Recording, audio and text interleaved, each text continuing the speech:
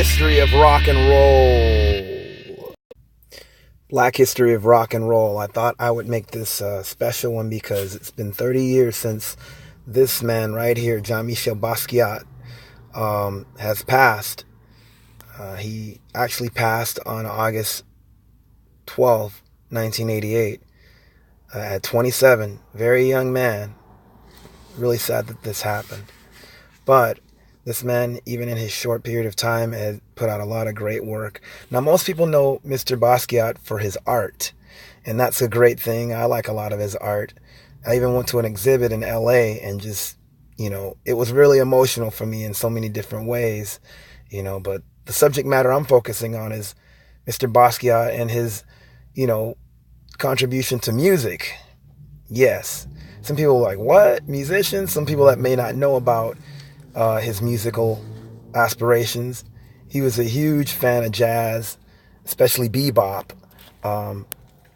And, a lot of his paintings were influenced by that too. I'm not really going to feature a lot of his paintings.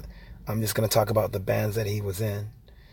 He was also in the classical as well, but one of the things that he became known for as far as being in the music was his association with punk rock and hip hop. Now, the band that he actually formed with a few really famous notables that I'm going to tell you about was his first public work, believe it or not.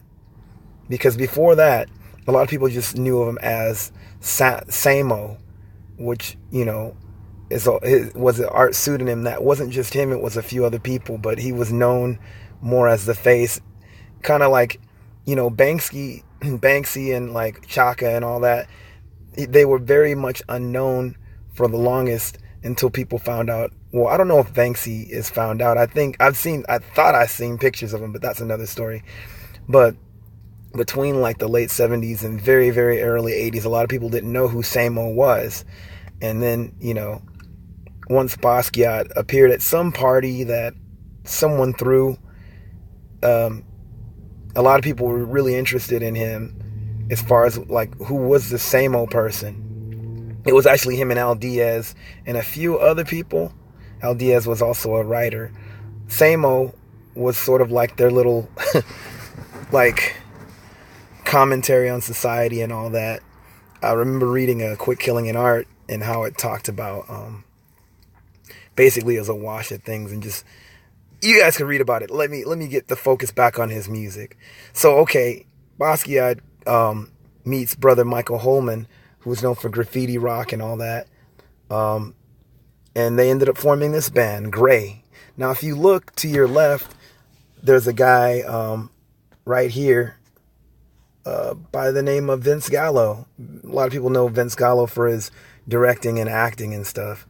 And John's on the ground. Michael Holman, I think, is staring over him. He's a light-skinned black man that has had his endeavors. I'm going to do a one on him as well because he's done a lot and he's still active as an artist and a musician. Here's another picture of Gray. Michael's in the background. John's in the front. Now, how this band got formed was at that party. Like, everybody was so so just mystified by this, by Jean-Michel, because he had that sort of, it was like, who is this guy? Who is this mystery man? And he showed up basically and kind of made himself known, and people were digging like his art, of course. And then Jean goes up to Michael Holman, the brother that's right here in the back, kind of light-skinned black brother, and says, hey, you want to form a band? And Michael played drums. Jean-Michel played a bunch of different things, Here they are kicking it right here. Jean has this crazy looking mohawk or whatever. Michael looking all suave. The whole band looks suave, really. And they just ended up playing. That's Jean and his dad. Where is that? There's another picture I want to show you guys. That's John and Fat Five Freddy, and I'll get to him later on with that. This is Gray performing live. Now keep in mind, Jean never knew how to play any instruments. Michael claimed to not know how to play any instruments, but you listen to some of the Gray stuff, it's like, yeah, whatever. He can rock the drums, man. He was killing it. It is a great picture of Jean on the clarinet. Their sound, I would say, was kind of like around that time, you know, the whole New York no wave thing, kind of sort of post-punk, avant-garde, experimental type stuff, you know, and they pretty much put on like these really cool shows, like really experimental noise type, you know, what people call noise rock now. Gray, actually, Jean had a fascination with the Gray's Anatomy, and it's the reason he called this group Gray. You'll see that in a lot of Jean's paintings. He kind of like takes things from that book too. Yeah, pretty much punk rock, if anything, man. Jean himself, these guys would hang out at places like the Mud Club, and I think even CB's, but for sure the Mud Club was like one of the hangouts that they had. They're all downtowners and all that. And yeah, they all went on to do great things. Michael Holman had a show, I think the first TV show, this brother Michael Holman right here, had the first TV show about hip-hop. Jean himself also, both of these guys were really instrumental in a lot of hip-hop. Sorry, I got a lot of Samo stuff. Jean also, if you want to check out something that kind of is referencing him in that time, even with the music and art, is Downtown 81, is a movie about basically him. You know, it's kind of a random movie. It has some really cool bands, Tuxedo Moons being played in that, DNA, and some, I forgot the name of the Japanese, the Plastics, the Japanese sort of new wave band is in that movie. And I think Gray even had a few songs, but I couldn't recall it. For the longest, Gray's stuff was kind of unreleased. I don't know what the deal was. A friend of mine told me a long time ago Vince Gallo didn't want to release a lot of it. Eventually they ended up doing it, and I'm glad they did, because we get to hear what Jean's music is like. Of course, for all of you guys that see this crown, know this, please know this, Jean did this crown. A lot of people are wearing this crown and they don't know what it is. They just kind of just wear it blindly. But Jean-Michel Basquiat, that's his crown. And that was the graffiti phase too, because a lot of graffiti cats that would like do tags would call themselves graffiti kings. And so this came from that, you know, even though he wasn't a writer, he still rocked the freaking crown. And just really talented cat. But this is his crown. Whenever you guys see this on anything, know that that is Jean-Michel's crown. It seems like everybody's just blindly wearing it, or you got these companies that are almost, it seems like they're disassociating that from him. But know that. Some of his art I included in this. Of course, you got the Basquiat crown again. Great stuff. I had to include that. Now here's him, like, probably around that time, like 1979, 1980, looking all like kind of has, I mean, keep in mind, this was not a normal look back then. Like, I mean, people were wearing fros. Maybe some people even had, you know, the California curl or perms or Jerry curls or whatever coming into vogue, even though it's more in the 80s, like, you know, mid to late 80s. But I remember seeing cats kind of wearing certain processes back in the early 80s. But something like this was odd, especially for a black man shaving his head and having like, like a half dreaded mohawk. That's punk rock, man. Basquiat was punk, man. He was punk rock for sure. Here he is with his mohawk, just kind of like looking all extraterrestrial. You know, it's basically postmodern. Totally postmodern, man. You know. Another picture of him.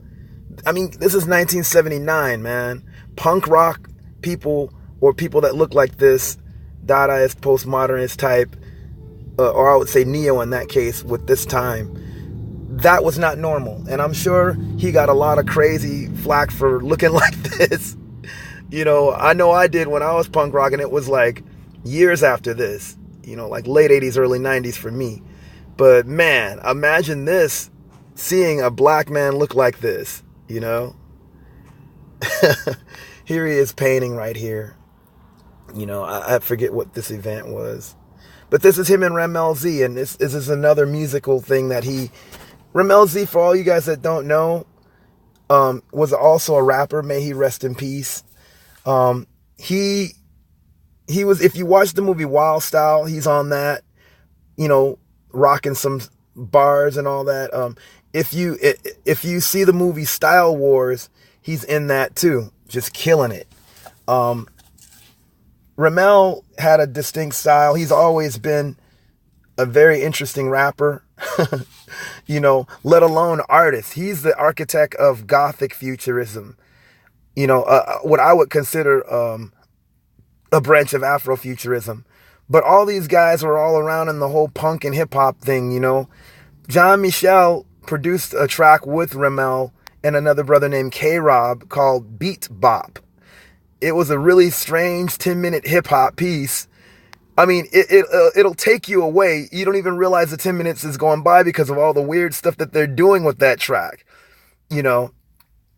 Some people regard it as the first experimental hip hop tune. For me, I have a different take on that, which I understand why they would say it, but I look at hip hop as experimental music, at least, for its beginnings. And even now, to be honest, it's just more popular experimental music. That's a whole nother conversation for me because of just the background that I come from. But yeah, Jean produced the track that Ramel rapped on. It was like, if you guys get a chance, check out Beat Bop. Jean, he's had a lot of involvement. He was like the center of a lot of different things going on then. And punk and hip hop were like cousins. They were the new wave music of that time. I know because I grew up with hip hop and punk, even as a little kid, and this was like some new stuff, man, and Jean had his hand in that as well, This is Jean with Spike Lee and, of course, Andy Warhol and brother Fab Five Freddy. Fab Five Freddy, for all that you guys that don't know who he is, was definitely instrumental. He's another Renaissance man that brought all that sort of New York new stuff into vogue in a lot of ways. He was like the center of a lot of that stuff. He himself was a writer and also a rapper and an artist too. What I mean by writer is in the graffiti context, because he got down on trains and stuff like that. And these guys all came up, like him and Jean were really good friends, and of course, most people know Fab Five Freddy from Yo MTV Raps. That's where I first saw him before I knew any of this stuff. And also, Blondie herself gave Fab Five Freddy a shout out in her song Rapture, for all you guys that don't know. But so this is Fab Five, Spike Lee, Jean Michel, and Andy Warhol. You guys know who Andy Warhol is. And Spike Lee, of course. Now, this is Jean, speaking of that shout out. This is Jean with Fab Five Freddy and Blondie in that video Rapture. Fab Five is like chilling right here. Of course, you see Deborah Harry. And Jean, he's just chilling with some weirdo. I don't know who this guy is next to him, but, that's Jean, like, chilling. And that's when she said Fab Five Freddy told me, all that. And it's funny, Fab Five Freddy's like right there. Here she is, like, talking to Jean. Actually, maybe that's the part where she said that. But yeah, he was in that video Rapture. Man, this brother, like, really put out a lot of great work, man. Of course, he's known as an artist. I just wanted to show you guys the musical side of it. He was at the center of punk, new wave, hip hop, and was totally, like, avant-garde when it came to certain ways of drawing, and even, the fact that he applied music to his drawings. His drawings were very musical. Definitely, you can see that influence when it came to even the way that, look at his paintings. I mean, again, we're talking about his music more so than his paintings on this one. But for me, he's very important to the history of black rock and roll, or black history of rock and roll. I'll put that, because we have to tell our side of that story, because it's not being told a lot, and I just wanted to honor his works and honor him, so hey, shout out, memory eternal to Jean-Michel Basquiat. This is Black History of Rock and Roll, Odd Rocker Audio Discourse, signing off.